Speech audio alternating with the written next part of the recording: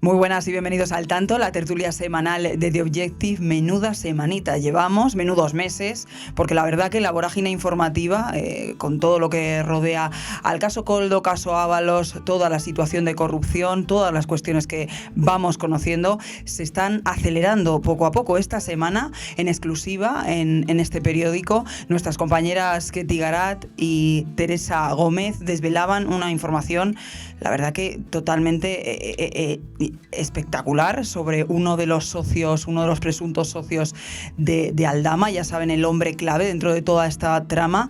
Una de las cuestiones que reconocía precisamente este señor es que había llevado 90.000 euros a la sede de Ferraz, pero es que esto es solo una de las cuestiones, porque también esta semana, estos días, hemos conocido el último informe de la UCO, un informe con muchísimo contenido en el que se habla de muchas cuestiones que este periódico y periodistas de esta casa también en otros medios vienen investigando desde hace mucho tiempo. Venimos contando en The Objective desde hace muchos meses, desde hace años ya, como por ejemplo el caso del Seagate, pero yo no me voy a enrollar más, voy a dar ya la palabra a los que saben de todo esto, porque hay mucha información que contarles. Arrancamos ya.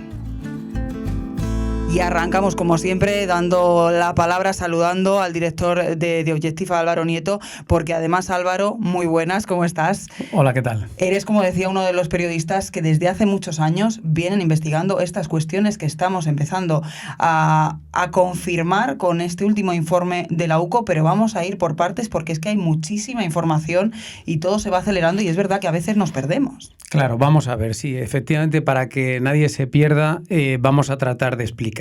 El resumen ahora mismo de la situación es que tenemos un gobierno que está completamente acorralado por la corrupción y por los indicios y las pruebas de corrupción. Ahora mismo confluyen dos tramas que básicamente tienen como protagonistas a las mismas personas. Probablemente el actor fundamental que une a las dos tramas sea el ministro José Luis Ábalos, el exministro de Transportes, persona que efectivamente nosotros hemos investigado mucho durante todos estos años.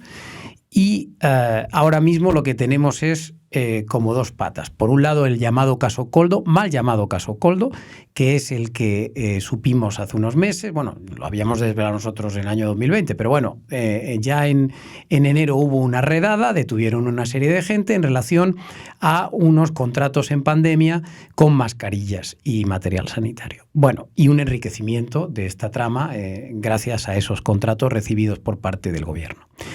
Y ahora resulta que esta semana nos hemos encontrado con otra redada policial de la Guardia Civil que ha desarticulado a una banda que en realidad se estaba lucrando con otro asunto, que era el de los hidrocarburos. Había una serie de gente que se estaba lucrando gracias a comprar el petróleo, digamos, sin IVA y venderlo con IVA, pero no pagarlo. De tal manera que estaban produciendo, digamos, un beneficio automático del 21%. Y hay otra persona clave, Víctor de Aldama, sí, es el que conecta siempre también esas... Sí, pero básicamente lo que hay es el señor Ábalos en la cúspide siempre, Aldama, digamos, como intermediario con los empresarios correspondientes, y la novedad, digamos, que aporta también esta semana es que hay ya un informe de la UCO en relación al caso Koldo, al primero de estos dos que comentaba, en el que ya estamos viendo cómo de grande es la trama, porque ya salen salpicados no solo Ábalos, bastante salpicados, sino también el presidente del gobierno, Salvador Illa, entonces ministro de Sanidad, hoy presidente de la Generalitat de Cataluña, Calviño, ministra de Economía entonces, pero ahora en el Banco Europeo de Inversiones, y tenemos también a Armengol, antes presidenta de Baleares, hoy presidenta del Congreso, Ángel Víctor Torres, antes presidente de Canarias, hoy ministro de Política Territorial, y el señor Marlaska, que sigue siendo antes y hoy ministro del Interior. ¿Cuáles son las grandes novedades que hemos conocido esta semana? Bueno, primero, la nuestra, lo que hemos desvelado en The Objective, que yo creo que es espectacular, como tú también decías al principio, es que hemos conseguido que un empresario confiese ante las cámaras que llevó 90.000 euros en bolsas a la sede del Partido Socialista. ¿Por qué lo hizo? porque se lo pidió Aldama y porque fue a cambio de obtener una licencia para operar como empresa de hidrocarburos. Ese pago, sospechamos, según lo que dice este empresario, que no fue el único, porque en realidad hasta de 600.000 se habla de 600.000 euros, o este empresario habla de 600.000 euros. No sabemos tampoco si ese dinero iba para Ábalos, que entonces era secretario de organización del PSOE, o era para el partido. Ahí tenemos dudas, no sabemos todavía. Lo que sí que sabemos es que hay una persona que ahora mismo está reconociendo que en octubre del año 2020 fue 2 veces a Ferraz con 2 bolsas cada una de 45.000 euros. ¿Qué más hemos sabido esta semana? Bueno, pues hemos tenido, digamos, el desenlace definitivo del caso Delcy. Porque el caso Delcy, que es la visita de la vicepresidenta venezolana en enero del año 2020, noticia desvelada por mi equipo entonces en Voz Populi y hoy aquí en The Objective, entonces dimos que había venido una señora a visitar España sin tener permiso para ello, dimos que Ábalos había reunido con ella y dimos que habían bajado 40 maletas. Pues bien, ahora hemos sabido varias cosas. Uno, hemos sabido que esta señora vino porque Ábalos le invitó por carta oficialmente, y tenemos la carta en la que el 10 de diciembre, o sea, un mes antes, le invita a venir. 2, hemos sabido, gracias también al informe de la UCO, que Ábalos comunica a Sánchez que va a venir Delcy y le avisa 4 días antes. Y Sánchez le dice bien. O sea, responde. Que le responde por WhatsApp que perfecto. Por tanto, cuando hay que recordar que Delcy Gate tenía prohibido pisar territorio europeo, es decir, tenía una sanción internacional. Y hasta ahora el gobierno siempre nos había dicho que se encontraron a Delcy aquí de repente, que ellos no sabían nada, que aquí tal. No, mire ustedes, hay una carta que Ábalos le manda, que por cierto esa carta la desvelamos nosotros hace meses, en concreto Ketty Garat, y aparte de la carta hay incluso la gran novedad de que Sánchez era consciente y autorizó la visita de Delcy 4 días antes de que llegara. Incluso la UCO nos ha desvelado cuál era la agenda completita que tenía Delcy en Madrid. Es donde aparece la figura, aunque no el nombre, pero aparece ministro de Sanidad, ¿no? Porque tenía Delcy prevista una cena con el ministro de Sanidad, que en el momento aquel era Salvador Illa. Bueno, en plena pandemia, hay que recordar. Total. Y luego, lo que hemos sabido también, a través del informe de la UCO, es que claramente ya ha quedado acreditado otro tema que también hemos ido descubriendo nosotros durante todos estos meses, que es el del chalet de Sotogrande. Efectivamente, la UCO llega a la conclusión de que eso es un pago a Ábalos por las gestiones realizadas para favorecer a estos empresarios.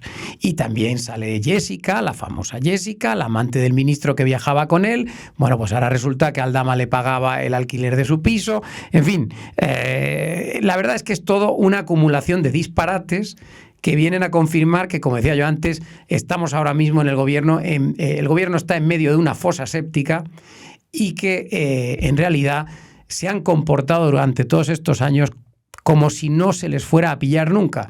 Y afortunadamente, poco a poco, la verdad se va abriendo paso. Y vienen a confirmar también, Álvaro, perdona que te corte, todas las informaciones que llevamos en The Objective publicando desde hace meses. Correcto. Porque es que el informe de la UCO parece directamente elaborado con nuestra información. Claro, el informe de la UCO tiene una particularidad y es que aporta las pruebas documentales obtenidas gracias a haberle requisado los teléfonos a los protagonistas, ¿no? Entonces, claro, es muy valioso porque ahí tú tienes acceso a WhatsApp, a mensajes, a fotografías, a emails, a no sé qué.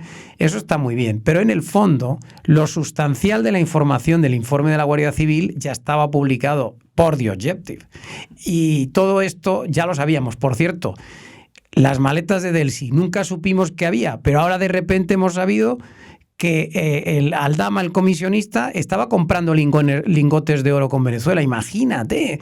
O sea, siempre se había fantaseado con la idea del oro, pero es que de repente la Guardia Civil dice que este tío ha comprado lingotes de oro. La realidad, una vez más, supera la ficción y supera todo lo que podíamos imaginar que había. Es increíble. Pues había oro. Y luego, por supuesto, sigue saliendo el caso Globalia, que también destapamos en esta casa. Nosotros desde el principio pusimos el foco en el caso Globalia porque creíamos que era gravísimo el grado de interrelación que había entre Begoña Gómez, la mujer del presidente, con los líderes, con los cabecillas de la empresa. Y efectivamente ahora queda acreditado que el gobierno aceleró los trámites, que Ábalos presionó para que rescataran a Globalia, y todo esto en paralelo a las reuniones que tenía Begoña Gómez con la cúpula de Globalia.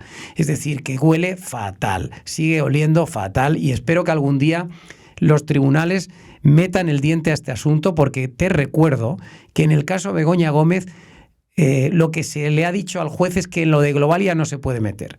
Y bueno, yo creo que ahora con este informe hay material suficiente para que se investigue a fondo ese rescate y cómo se hizo, porque lo que estamos apreciando es que hay un comportamiento del gobierno muy extraño y en paralelo a unas reuniones de Begoña Gómez también muy extrañas. Y hay que recordar que este asunto le salpica directamente a Sánchez, no solo por lo del Delsi, sino porque Begoña tuvo muchas reuniones con Aldama, que está en prisión, que es uno de los cabecillas y que tiene 70 millones de euros en el exterior. O sea que ojo, porque aquí Sánchez no sale limpio y creo que vamos a tener en el futuro todavía muchos días de gloria, porque esto está todavía empezando. Bueno, y déjame que te diga ya que para colmo está también metida la Guardia Civil de lleno, porque hemos sabido que, como ya también publicamos en su día, el director general de la Guardia Civil avisó a Koldo de que le estaban investigando, hay varios guardias civiles implicados en la trama, la Guardia Civil estaba siendo utilizada, o estos guardias civiles, para comprobar si estaban siendo pinchados los teléfonos. Por cierto, muy sintomática una gestión que hace Koldo García, preguntando a la Guardia Civil si está pinchado el teléfono de Ábalos y si está pinchado el de Sánchez.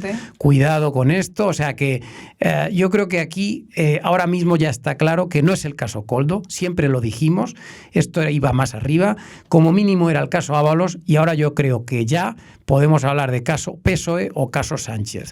La duda es a dónde queda finalmente el listón. Veremos dónde nos conducen las noticias y los hechos. Pues vamos a ir desgranando esas partes de ese resumen que ha hecho Álvaro. Espero que no se haya perdido la gente. Parte por parte, no, ha quedado muy claro, pero vamos a ir profundizando en cada una de las cuestiones, porque es que hay mucha tela que cortar.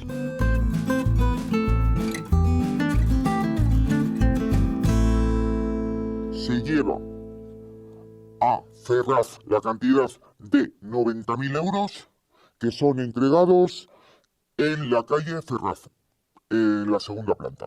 ¿En la sede del Partido Socialista? En la sede del Partido Socialista. ¿Quién le recibe? Lo recibe un señor que estaba esperando que se le entregara ese sobre. ¿Por qué en la calle Ferraz? Porque el señor de Aldama no podía llevar esa cantidad a Ferraz. Y entonces utilizó para llevar ese dinero a la sede central del Partido Socialista. Pues vamos a saludar ya a dos de las autoras de esa exclusiva que hemos publicado esta semana en The Objective. Saludamos a Ketty Garat. Ketty, ¿qué tal? Muy buenas. Muy bien, ¿qué tal? ¿Cómo estáis? Enhorabuena, compañera. Muchas gracias. Y también tenemos al otro lado del teléfono a nuestra compañera Teresa Gómez. Teresa, ¿qué tal? ¿Qué tal? Muy bien. Teresa, enhorabuena también. Muchísimas gracias. Sí, no, efectivamente, lo primero que hay que darles es la enhorabuena fundamentalmente por esta grandísima exclusiva de haber conseguido la confesión de un empresario en relación a esta trama de los hidrocarburos, confesando haber llevado dinero en efectivo al Partido Socialista. Este tipo de noticias no se publican todos los días, y aunque ustedes no la vean en los telediarios, no la vean en las radios, seguro que son conscientes de que estamos ante una noticia, en fin, que no es fácil ni conseguir, ni mucho menos, en fin, que no es una noticia que aparezca todos los días. Así que enhorabuena. Enhorabuena por esto y enhorabuena por todo lo que estáis haciendo, porque ha quedado demostrado una vez más que vamos por delante incluso de la Guardia Civil. Es que es lo que estábamos hablando antes con Álvaro, es que directamente el informe de la UCO parece que está hecho con nuestras noticias y siguiendo, vuestras noticias y vuestras informaciones, pero vayamos directamente y en primer lugar, si os parece, compañeras, a ese audio, a ese testimonio clave de uno de los socios de Aldama, ahora detenido, una figura clave en en diferentes aristas de toda esta trama corrupta por diferentes partes, hidrocarburos, mascarillas, coldo. Es un mare magnum de información, pero lo que acaban de escuchar ustedes en ese audio, y pueden ver obviamente en nuestro periódico, 90.000 euros, uno de esos pagos directamente a la calle Ferraz. Ketty, ¿a quién le daba ese dinero, esa bolsa? ¿A cambio de qué? ¿Para conseguir qué? Bueno, para conseguir una licencia de hidrocarburos, de operadora de hidrocarburos. Es verdad que esta es una noticia poco habitual, lo decía Álvaro, y es verdad que yo creo que tanto Teresa como yo estamos un poco embriagadas también por haber conseguido algo pues que tiene tanto valor periodístico, como es que haya una persona que es precisamente quien lleva esa bolsa, esas bolsas, con una diferencia de 15 días, de 45.000 euros en cada ocasión, 90.000 en total de pagos en efectivo a la sede del Partido Socialista, y lo confiesa para evitar represalias de manera anónima, pero lo confiesa y además relata con mucho lujo de detalles las 4 reuniones y alguna más que se han producido en el seno del Ministerio de Transportes, del Ministerio de Industria y en el despacho del cabecilla de la trama, de las tramas, de la trama Coldo, de la trama superpuesta de los hidrocarburos, el señor Gonzalo de Aldama, Víctor Gonzalo de Aldama,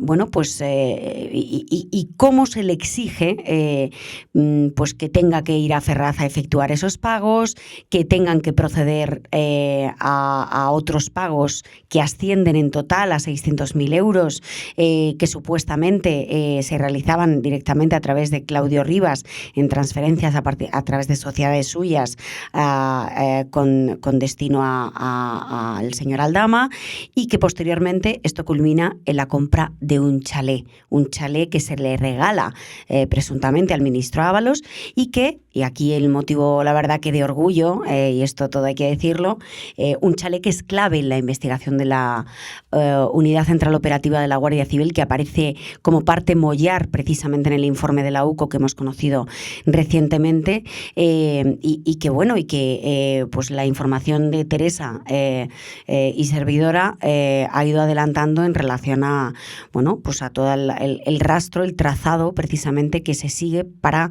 ejecutar esa compra y posteriormente ese regalo encubierto a través de una fórmula de alquiler con opción a compra, que estoy segura que sobre la que Teresa quiere añadir algo.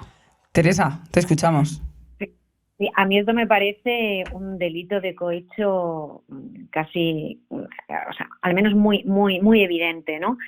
El hecho de que se hubiesen llevado a cabo determinadas gestiones por parte de, en este caso, de Coldo y por parte de Ábalos, para así obtener los empresarios una licencia y que estos pudiesen tener un regalo a cambio. O sea, el primer delito que se le va a imputar en esa exposición razonada que ya está preparando el titular del Juzgado Central de Instrucción número 2, Ismael Moreno, estoy convencida que entre los muchos delitos que se le va a imputar, el primero va a ser el delito de cohecho.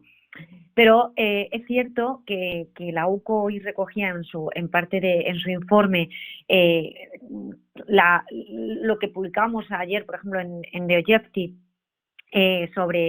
sobre la casa, sobre el chalet, cómo en septiembre, o sea, unos meses, 7 meses antes de que se concediese o que terminasen estas reuniones para la concesión de la licencia operadora, el ministro ya sabía qué regalo iba a pedir y le iba pidiendo o le iba mandando más bien a su asesor, a Coldo García, esas casas en las que estaba interesada, sino que también, y esto sí que es importante, es que es esa reunión en el Ministerio de Industria con el jefe de gabinete de la entonces ministra Maroto, porque esto implica a más miembros del Ejecutivo de Pedro Sánchez, dado que la concesión de una operadora no depende exclusivamente de un único ministerio y casualmente no depende del ministerio del que era titular Ábalos, es decir, depende del Ministerio de Transición y depende del Ministerio de Industria. Por tanto, entiendo que a lo largo de estas investigaciones aparecerán cada vez más miembros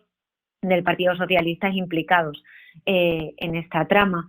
Y bueno, y estamos convencidos que no es el único regalo que ha recibido, pero sobre todo sí que es cierto, y la pista que hay que seguir es a quién se le dio esos 90.000 euros, quién los recibió, porque en el Partido Socialista ya sabían que iba a ir una persona de parte de Aldama a entregar ese dinero. También nos contaban, y así lo hemos reflejado hoy en la noticia, que en otras ocasiones era el propio Aldama el que iba a la sede del Partido Socialista a llevar el dinero, pero que en esa ocasión, como no pudo ir, esto lo transmitía Aldama a sus socios. En ese momento, pues, ese día pues manda a una persona de su confianza, ¿no? Entonces, ¿quién del Partido Socialista recibía ese dinero? Y si ese dinero terminaba en el partido, porque en el caso de que terminase en el partido, pues había un presunto delito de financiación ilegal. Y luego otro tema que también hemos desvelado en The Objective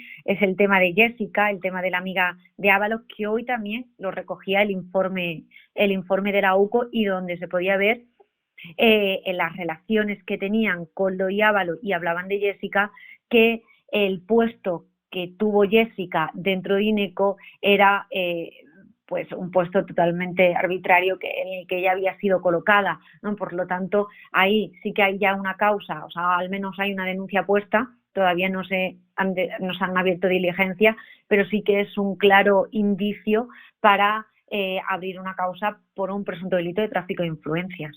Teresa, hasta ahora todo lo que hemos conocido, bueno, pues fundamentalmente ha venido de vuestras investigaciones periodísticas todos estos meses, ahora sobre esos informes de la UCO, las escuchas, pero claro, hay un elemento nuevo, es esa detención esta semana de esta pieza clave que es Víctor de Aldama.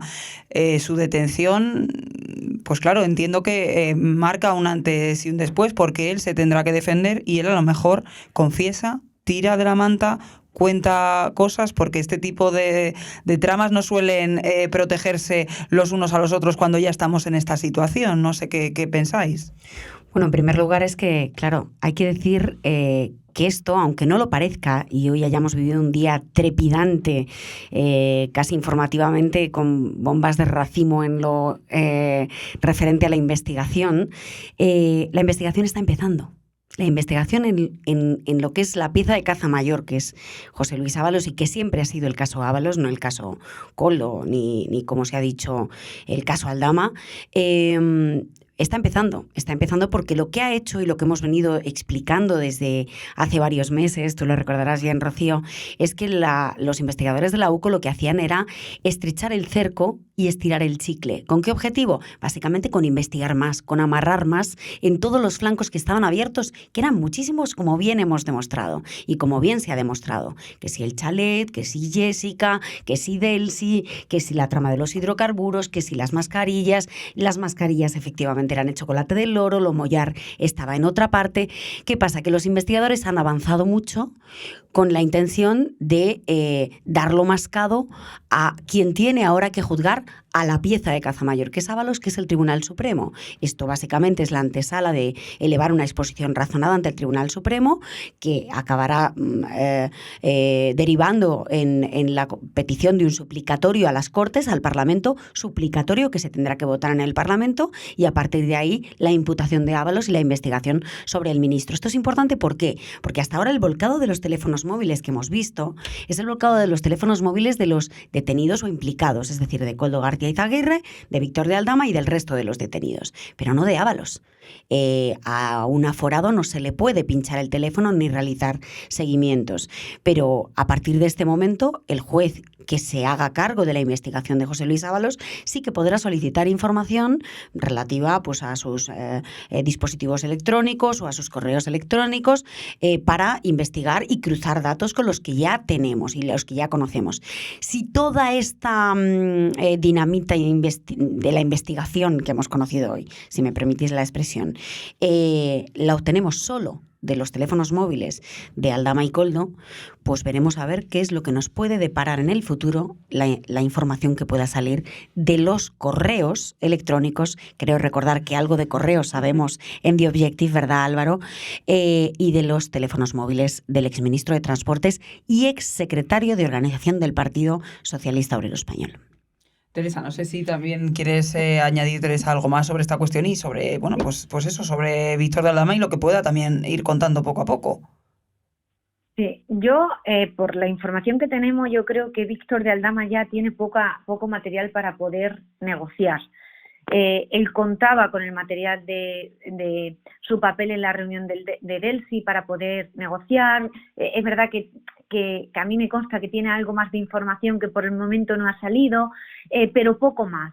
Creo que ahora ya tiene poco margen. De hecho, el principal motivo por el que el juez Cedrá, en el caso de los hidrocarburos, decreta prisión incondicional sin fianza, es precisamente porque solamente se pueden en España decretar la prisión incondicional sin fianza en dos, cuando todavía no ha sido juzgado, en dos escenarios, ¿no? Uno es por riesgo de fuga y otro es por destrucción de pruebas. A mí lo que me dicen fuentes judiciales es que en este caso ha sido por destrucción de pruebas y no riesgo de fuga, porque es cierto que él tiene una hija menor aquí en España y no prevían que esa posibilidad se pudiese o fuese factible de que se pudiese dar, ¿no? Y era más el riesgo de destrucción de pruebas, y es por eso por lo que el juez le ha mandado a prisión. Por lo tanto, es cierto que todavía hay más información que la UCO puede seguir analizando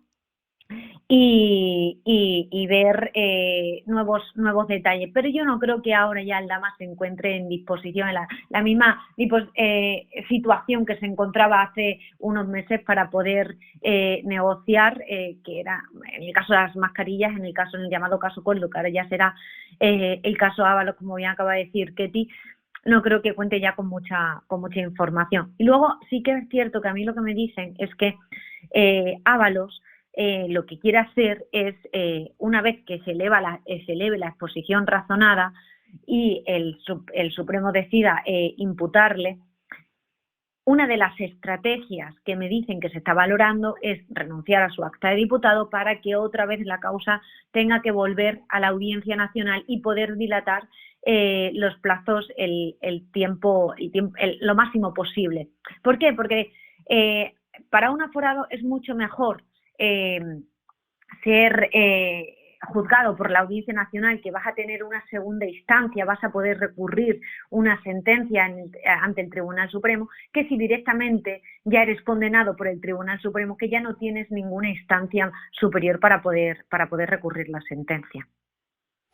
No, yo quería hablar en relación a la destrucción de pruebas, que sí, que efectivamente Teresa tiene toda la razón, pero yo quiero expresar mi indignación como ciudadano español, porque a buenas horas meter en la cárcel a un señor porque va a destruir pruebas. Estamos a día exactamente 10, 11, 12 de octubre de 2024 y el caso Delsi, uno de los fundamentales en esta trama, está publicado en prensa el 20 de enero del año 2020 y el caso Coldo, Soluciones de Gestión, está publicado en prensa el 14 de abril del año 2020.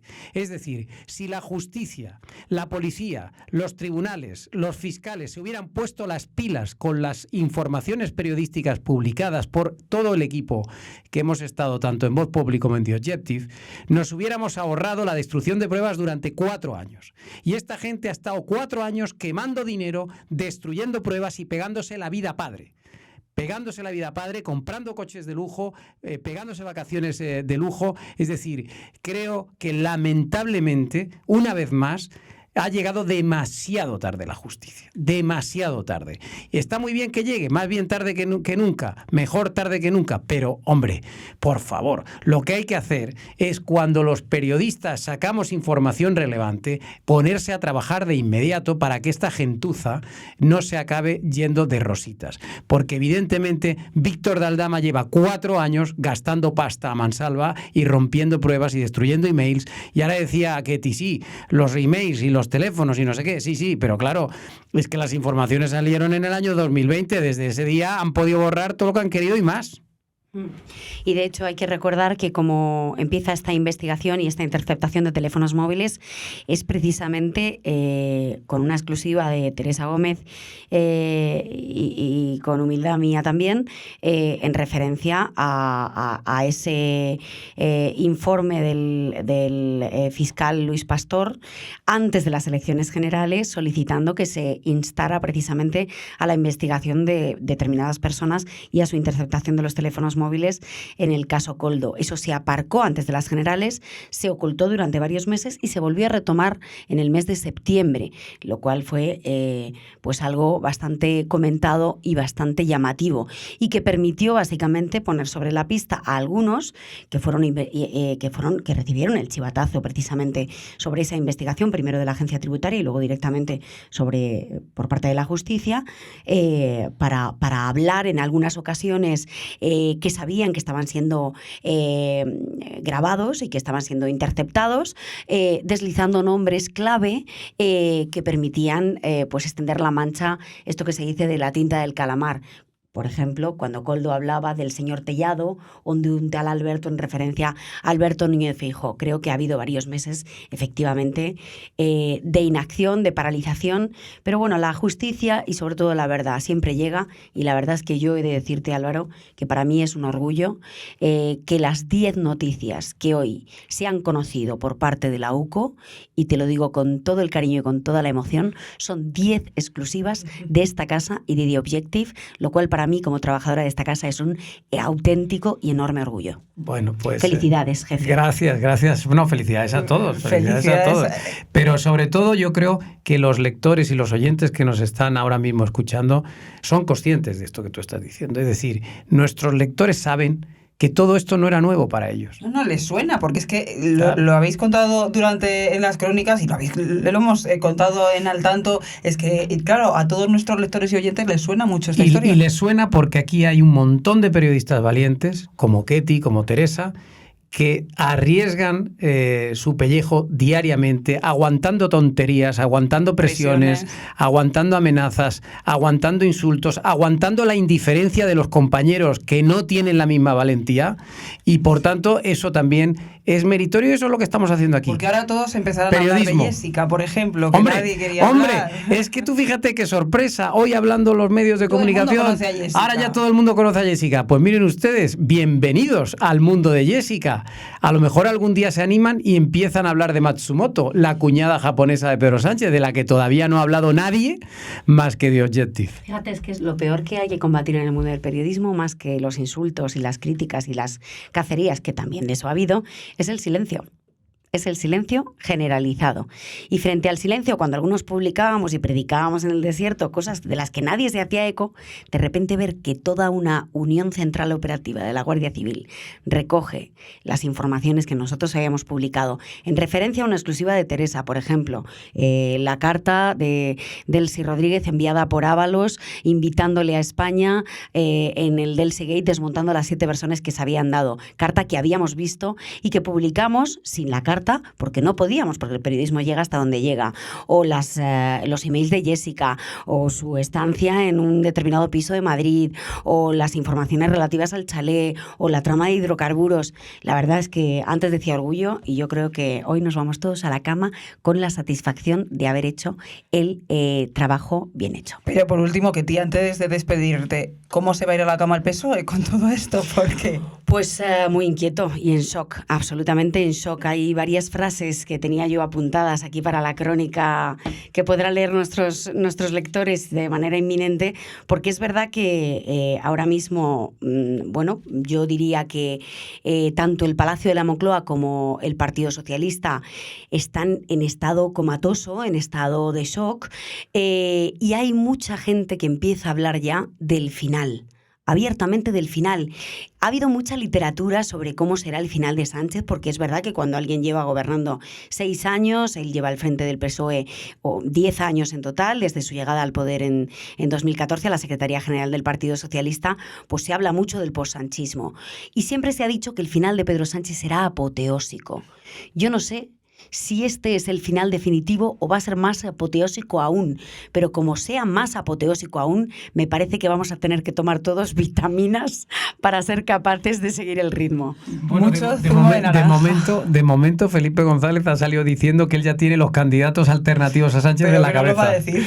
O sea que ya estamos ahí, ya estamos ahí. No nos va a decir Ketty, Teresa, muchísimas gracias, compañeras, y enhorabuena. A ti. Gracias.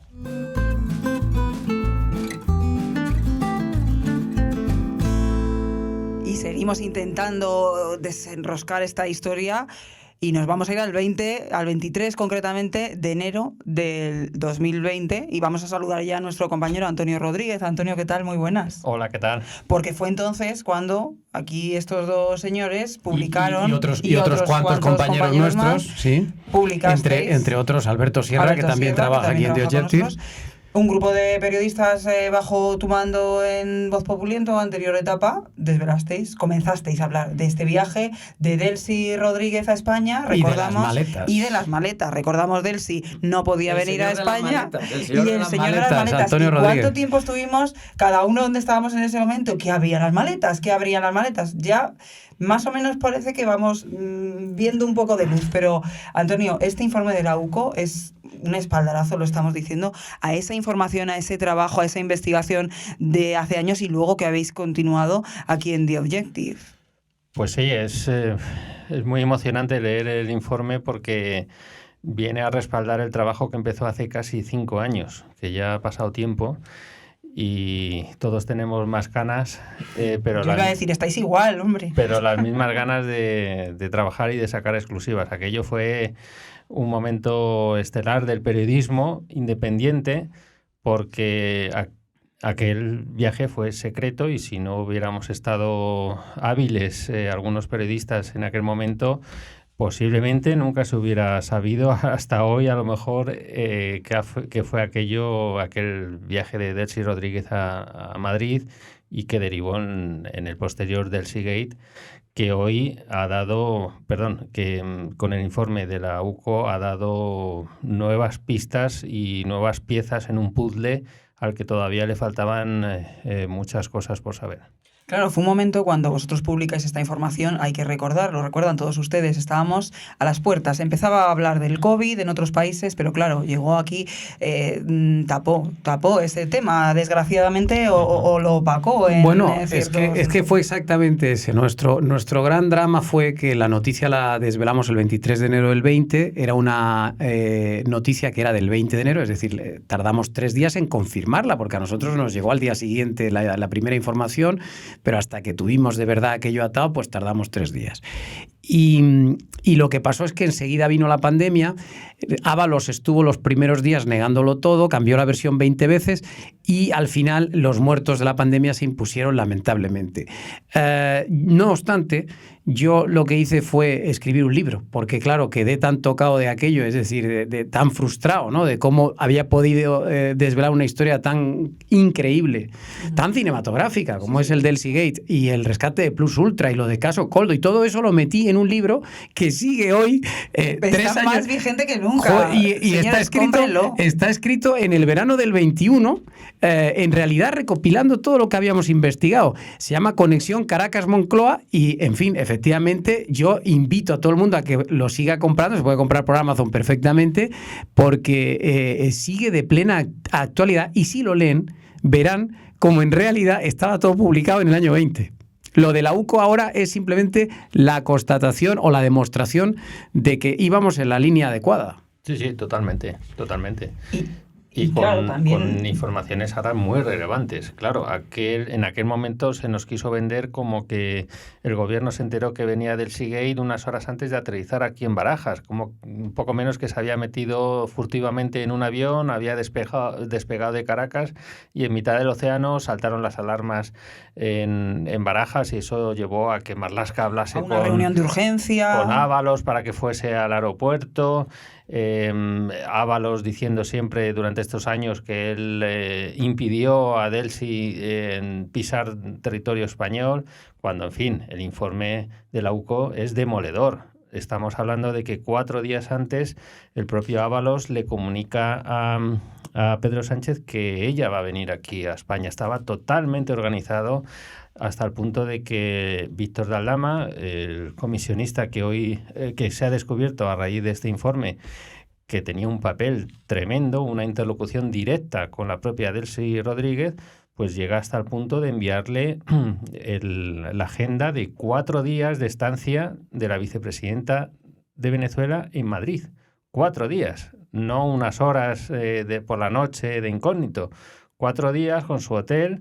Con reuniones con el ministro de Sanidad, por aquel entonces. Iba a ser una cena con él, aparece, con otros empresarios y, en fin, era todo un viaje organizado en un momento muy delicado, había múltiples frentes abiertos y Ábalos estaba detrás en el ajo desde mucho tiempo antes, con la ayuda de su asesor Koldo García, y ahora sabemos también que con esa aportación inestimable de Víctor de Aldama, que, fijaros, hasta el punto que llegó a negociar una compraventa de lingotes de oro por valor de 62,6 millones de euros. Un viaje increíble. Un 1 de enero de ese año 2020, desde Moscú salió un avión con todos estos lingotes de oro, que hizo un viaje a Zambia con 16 rusos en el avión, y de Zambia a Caracas. Es asombroso. Es la primera constatación en un informe de la Guardia Civil de que hay un tráfico de oro, bien de entrada o salida a Venezuela, en el que estaba metido en el ajo Víctor de Aldama. Y era el 1 de enero de 2020, 20 días antes del Delcy Gate. Pero el informe de la UCO, Alberto, también, aparte de todo esto, es que deja muchos más personajes, más nombres que actualmente están en el gobierno de España, como es el caso de Ángel Víctor Torres, entonces presidente canario, del que Aldama Cabecilla, como decimos del caso Koldo en estas escuchas, dice, nos debe una grandísima. Uh-huh. Era la segunda oleada del coronavirus en aquel verano del 20, y en fin, la Guardia Civil descubre, y así lo plasma en este extensísimo informe, que había una camaradería y una cercanía entre Koldo y el entonces presidente de Canarias absoluta, ¿no? Y es lo mismo en el caso de Francina Armengol, actual presidenta del Congreso, que en aquel momento presidía el Ejecutivo de Baleares, donde aparecen ahora unos mensajes directos, mensajes de WhatsApp entre los dos.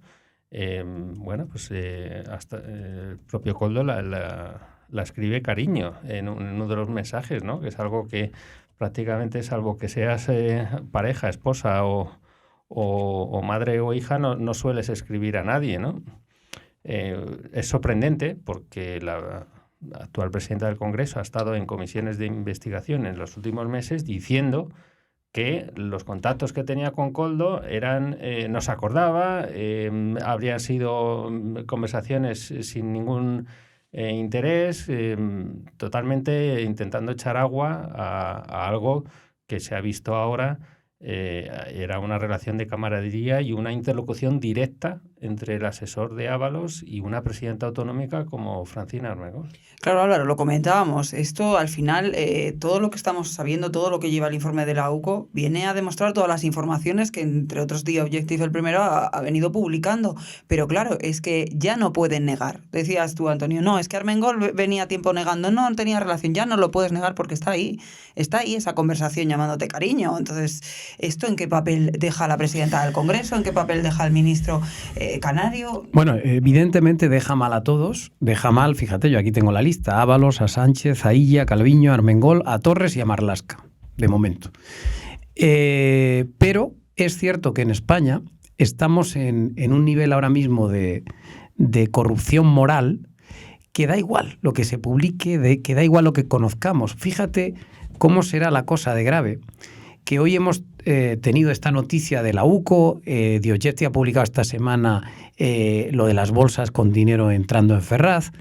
y no hay ni una reacción del Partido Socialista, ni una rueda de prensa dando explicaciones nadie. Es decir, el gobierno pretende pasar de esto como el que oye llover. O sea, no van a dar ninguna explicación. Nadie ha salido. En una democracia normal, ante un escándalo de esta magnitud, tendría que salir alguien a comparecer, a dar explicaciones y a atender a la prensa. Vamos, sería lo mínimo. Sobre todo, por ejemplo, ya que sale Sánchez citado en el informe de la UCO, lo mínimo sería ofrecer una explicación de, oye, cuando le dice bien a Ábalos por la visita de Delcy, ¿eso qué significaba? ¿Que Sánchez sabía o no sabía que Delcy podía venir, que no venía? Es decir, nos mereceríamos unas explicaciones públicas de esta gente y, sin embargo, nos hemos acostumbrado a que aquí no pase nada nunca. Y de hecho yo soy bastante pesimista. Hoy hay gente que me llama y me dice, Álvaro, esto va a acabar con el gobierno y tal. Yo soy muy pesimista al respecto, porque es que en realidad todo esto estaba publicado ya en los periódicos. Es decir, no hay grandes novedades. Claro, y luego aquí entra otra derivada, Álvaro, porque además lo saben ustedes, en The Objective estamos haciendo también una serie de charlas precisamente de la libertad de expresión, la libertad periodística. ¿Qué pasa cuando hay un escándalo de esta magnitud, cuando el propio presidente del gobierno está implicado, al menos aparece en un informe de la UCO de esta gravedad, pero gran parte de los periódicos de este país, o una parte de los periódicos de este país, deciden que no es suficientemente importante como llevarlo a su apertura? Claro, es que ¿cómo va a dar el gobierno explicaciones si una gran parte de la prensa no se la reclama? Ni siquiera se la está reclamando. Y no se la reclaman seguramente porque es que el gobierno es el primer anunciante de España. Y por tanto hay muchos periódicos y medios de comunicación que viven de la publicidad de las empresas públicas y del gobierno. Y claro, encima ha tenido la suerte el gobierno de que le ha estallado el informe de la UCO con la retirada de Rafa Nadal. Y entonces, claro, hay medios de comunicación que dedican 25 noticias a hablar de Rafa Nadal, que, oye, tiene todo el respeto nuestro, pero evidentemente cuando tienes entre manos una noticia de tanta magnitud como el informe de la UCO, en fin, lo siento mucho, pero aquí hay prioridades. Y no puede ser que la retirada de Rafa Nadal, que ya más o menos estaba descontada, sabíamos todos que antes o después... Años, o sea, claro, es decir, no puede ser que opaque Nadal a una información en la que hay ahora mismo 3 o 4 ministros implicados, el presidente del gobierno, la presidenta del Banco Europeo de Inversión, el presidente de la Generalitat de Cataluña, en fin, es que, vamos a ver, es que estamos hablando de droga dura.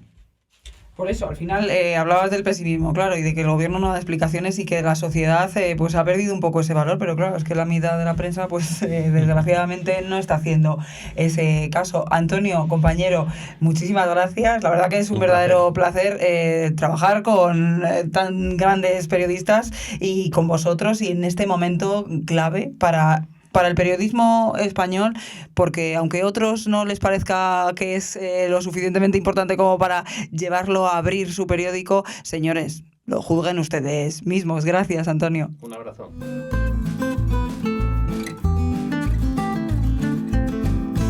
Pues vamos a seguir desentrañando esa trama, nunca mejor dicho, y vamos a hablar de otra parte clave que ya saben, recordar sobre todo ese rescate de Europa, ese caso global, y para ello tenemos a nuestro compañero Fernando Cano. Fernando, ¿qué tal? Muy buenas. Hola, buenas, Rocío, ¿qué tal?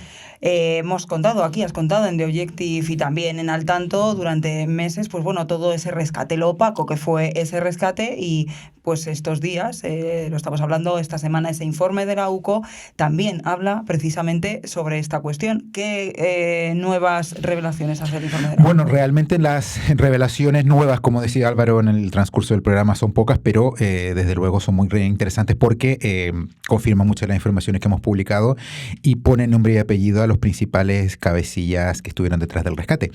Lo que viene a decir el informe en términos resumidos es que las conversaciones halladas en los dispositivos electrónicos intervenidos de principalmente Víctor de Aldama, cabecilla de la trama, aprecian de manera indiciaria cómo Aldama se valió de su relación con Koldo y con Ábalos, el ministro de Transporte por esa fecha, para influir en la concesión final de rescate a Air Europa.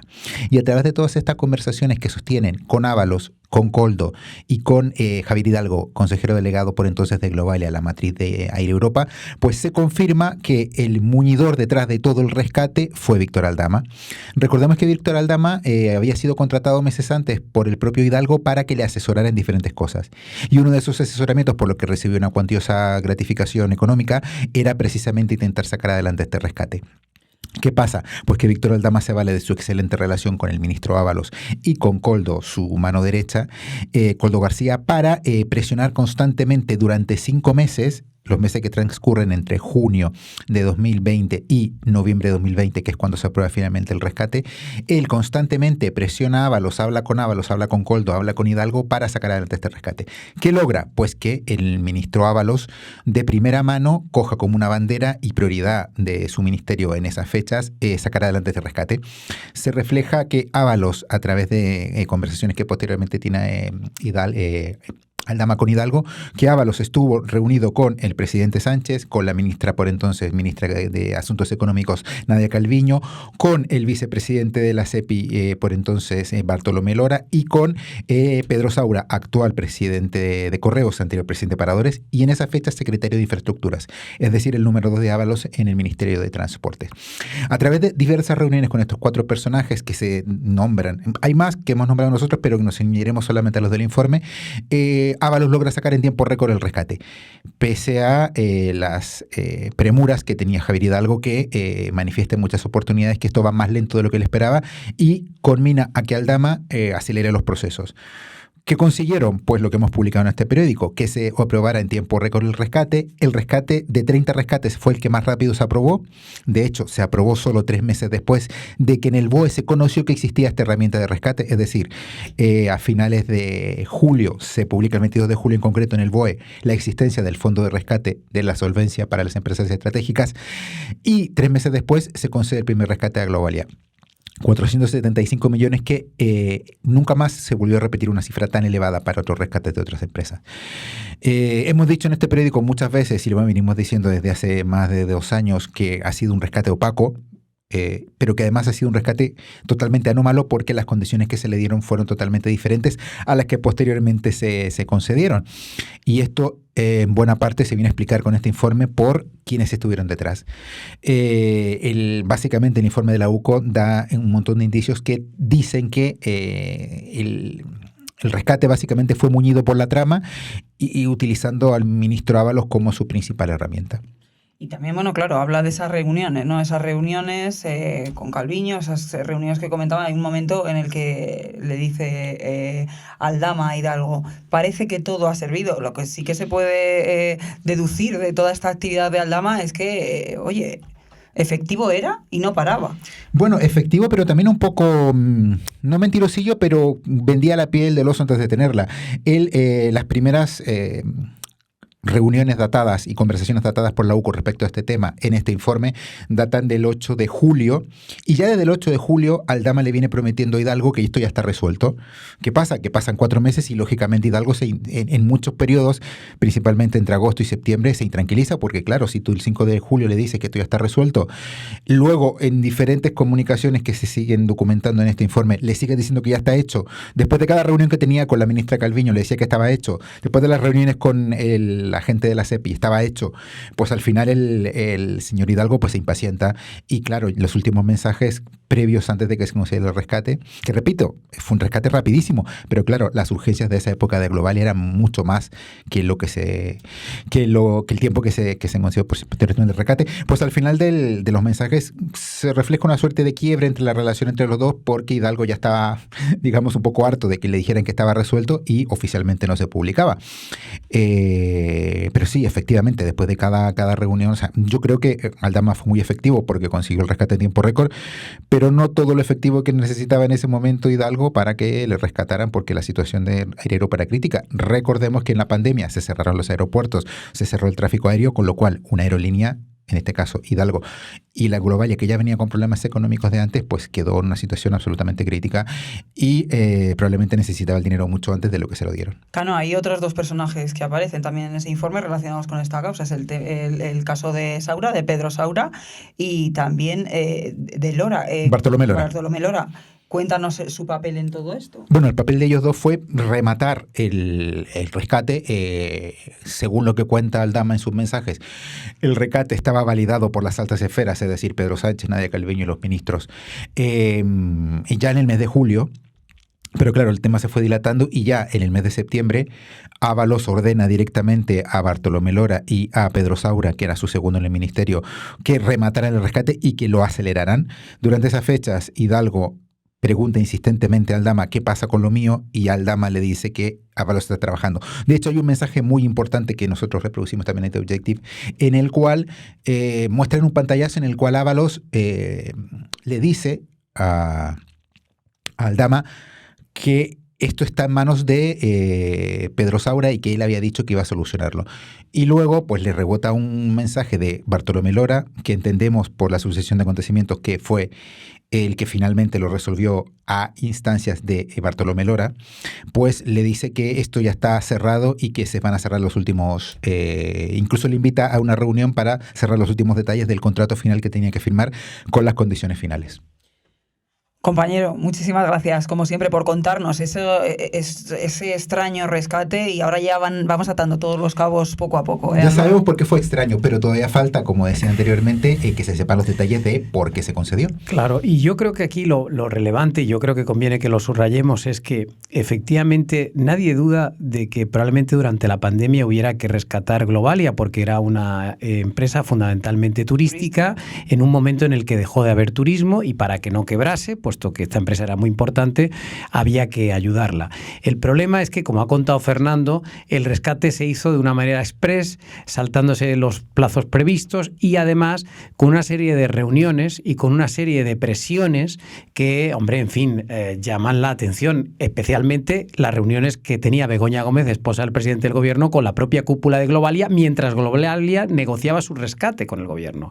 Entonces yo creo que aquí volvemos a lo de siempre, hace falta una explicación y sobre todo una investigación judicial, porque curiosamente ni en el caso Koldo, ni en el caso ahora de los hidrocarburos, ni en el caso de Begoña Gómez se está permitiendo a los jueces investigar el caso Globalia. Se les ha delimitado la investigación y se les ha dicho que pueden investigar lo que les dé la gana menos lo de Globalia. Oiga, pues creo que ha llegado la hora de investigar lo de Globalia, porque en total, en 2 años, si no me equivoco, le dieron 1.100 millones de euros entre rescates, avales, ayudas de todo tipo. En fin, creo que es necesario que se investigue a fondo qué pasó con ese dinero y quién se lo llevó. Gracias, compañero.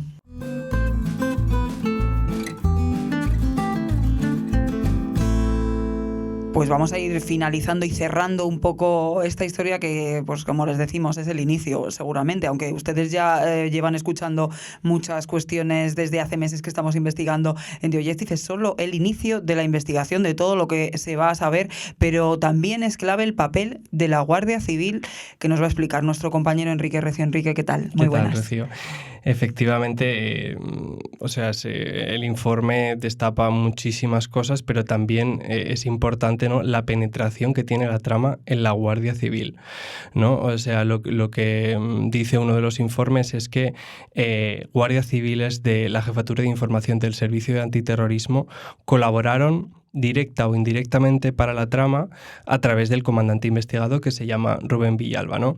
Entonces, lo que hacían sobre todas las cosas era facilitarles teléfonos, digamos, opacos, ¿no?, que no dejasen rastro, para que ellos llevasen a cabo sus negocios ilícitos, ¿no? Entonces, había montada toda una operativa en la que los agentes, digamos, tenían cada uno su papel.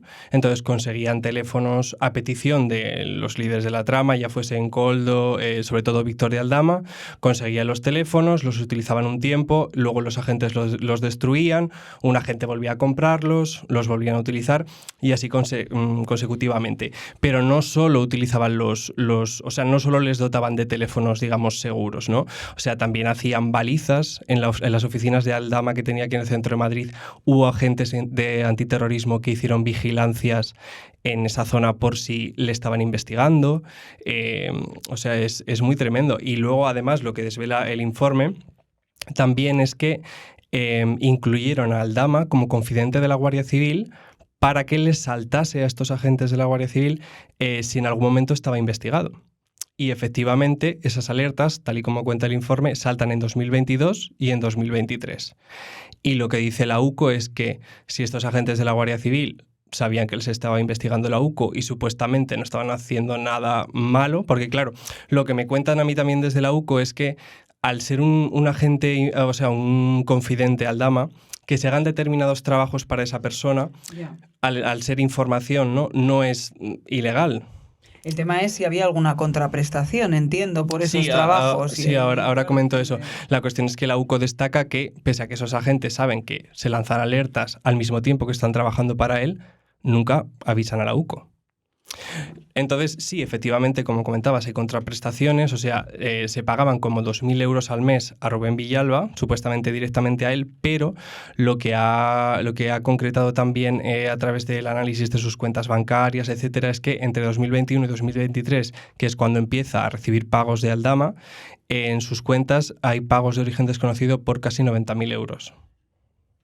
Es que claro, todas las cantidades coinciden. Hablábamos de los 90.000 euros de las bolsas a Ferraz, pero claro, es que esto es lo grave, que dentro de la propia Guardia Civil, y es lo que también demuestra que se haya podido estar haciendo todas estas corruptelas. Es que es muy grave, ¿no? Porque no solo teníamos una trama muy organizada, sino que además contaba con la complicidad de las fuerzas de seguridad.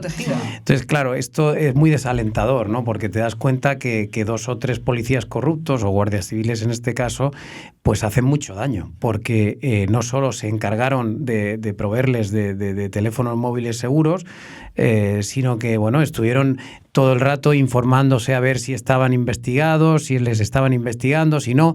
El propio Koldo cuenta, ¿no?, que en un momento dado le pregunta al guardia civil de confianza: oye, ¿sabes si le han pinchado el teléfono a Sánchez? ¿Sabes si le han pinchado el teléfono a Ábalos? Entonces, claro, esta gente contaba con información de antemano. De hecho, nosotros ya llegamos a publicar hace tiempo que el propio Koldo se había reunido en la Chalana con un alto cargo de la Guardia Civil. Bueno, con el DAO de la Guardia Civil. Creo que con el DAO, o sea, sí, tú fíjate, sí. O sea, que es uno del número 2 probablemente de la Guardia Civil, ¿no? Desde luego es que la imagen del Instituto Armado, pásase lo que pasa, se queda completamente manchada, porque no solo fue el DAO, que ya lo publicamos en este periódico, también Rubén Villalba hace mención de que Koldo le cuenta que quien le ha filtrado que le están investigando es el exdirector de la Guardia Civil, que dimitió hace escasos meses. Entonces, es que está todo el mundo implicado de una manera u otra, y aparecen una cantidad de nombres muy importantes en el cuerpo, ¿sabes? Claro, es que esto es lo dramático y, por supuesto, lo importante de este asunto. Y luego una pequeña anécdota para que los oyentes también, pues bueno, pues se recreen con este asunto y vean hasta qué punto estamos hablando de unos delincuentes. Digo, por si alguien tiene dudas. Normalmente, cuando alguien no tiene nada que ocultar, pues habla por WhatsApp. O por, no sé, o por email, o en fin, las típicas aplicaciones que usamos todos los mortales. Incluso Telegram. Eso es. Pero resulta que no. Que esta trama organizada, buena parte de las conversaciones las tenía por Trima, que es una aplicación que probablemente la mayoría de los oyentes no saben lo que es. Los periodistas sí sabemos lo que es, porque es una aplicación que usamos para hablar con fuentes súper secretas, con espías, con gente que no quiere que se deje rastro de la conversación. Pero claro, es alucinante que un ministro del gobierno de España y todos los miembros de la trama estuvieran mensajeándose a través de esta aplicación. ¿Qué necesidad hay, de verdad? O sea, ¿qué necesidad hay? Cuando te estás hablando todo el rato por Trima, es que algo tienes que ocultar, que es que no te fías ni de tu sombra. Lo que decía Enrique, o sea, cuando te tienes que hacer con algún teléfono móvil de estos seguro, black, como lo llamamos aquí, es porque algún miedo tienes de que no quieres que alguien te escuche. En fin, yo creo que solo con eso ya tenemos que malpensar, porque es verdad que todo el mundo es inocente hasta que se demuestre lo contrario. Pero claro, cuando te comportas de esta manera es que tiene una pinta de esto horrible. Tiene una pinta horrible, y lo que decimos, parece que es solo el principio, lo llevamos diciendo mucho tiempo, bueno, al menos es el principio de la investigación. Está en cuestión el papel de 2 guardias civiles, podrían... Bueno, 2 guardias civiles. El informe de la UCO cita hasta 13 agentes. Hasta 13 agentes. O sea, de momento el único que tiene nombre es Rubén Villalba, pero cita 13 agentes, y entre ellos un teniente coronel de información, que es uno de los mayores, es un alto mando de la Guardia Civil. O sea, para alcanzar ese estatus, o sea, tienes que tener una carrera supuestamente impecable, ¿no? Pero bueno, lo iremos dilucidando en el periódico. Enrique, como siempre, muchísimas gracias. Muchas gracias también, Álvaro. Reitero, es un verdadero placer poder compartir redacción con todos vosotros, porque el trabajo no de estos días, no de esta semana, de todos estos meses, yendo por delante en toda la información que hemos ido conociendo, la verdad que es espectacular. No sé si quieres añadir algo más, Álvaro. No, felicitar a todo el equipo por el trabajo que está haciendo, por el esfuerzo que está realizando. Somos pocos, pero muy buenos. Y creo que la gente y los oyentes y los lectores lo saben y lo perciben y lo aprecian. Y seguiremos dando la matraca mientras nos dejen, que supongo que será mucho tiempo, porque esta gente no va a poder con nosotros. Pues muchas gracias también a todos ustedes. Ya saben, pueden encontrarnos en nuestras redes sociales, en nuestra página web, en www.theobjective.com, y también en su plataforma favorita de podcast. Un abrazo, muchas gracias.